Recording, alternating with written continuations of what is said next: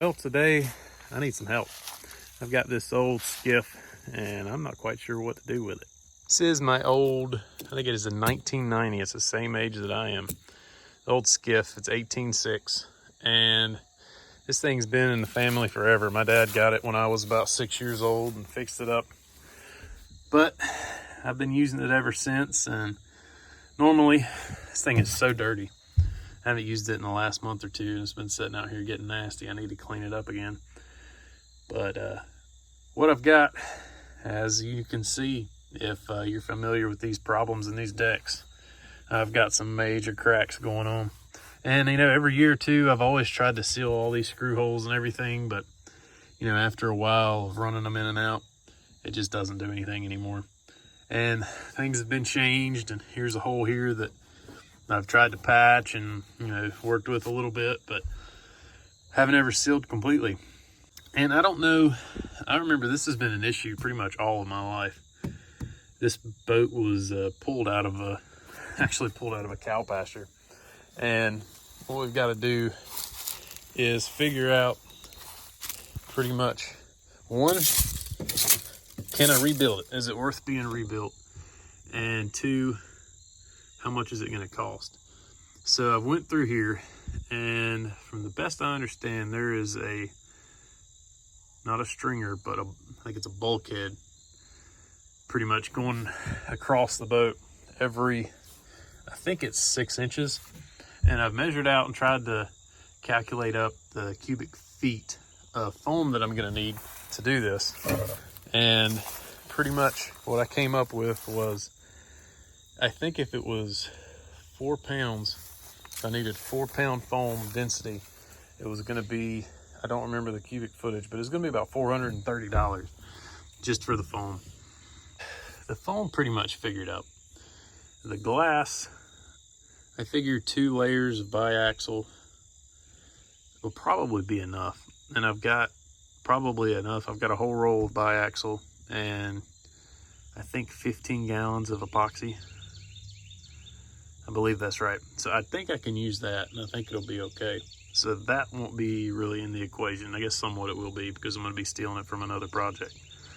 But I've been trying to research on these things, and I have not found anyone doing it the way that I think I'd like to try to do it. Most people rip out all this deck and then replace it with wood or the equivalent. But this is something that I kind of want to see if anybody's done, because this isn't really, you can't find anything on the internet about these things for people redoing them like this. What I want to do is go, now right here's a bulkhead. I want to leave, say, a 1/4 inch or a 1/2 inch on the top of the bulkhead and cut on each side of it all the way across, rip it up, get the foam out, replace the foam, and then grind this and do a mechanical bond to the existing bulkheads, and then replace the foam and the fiberglass deck.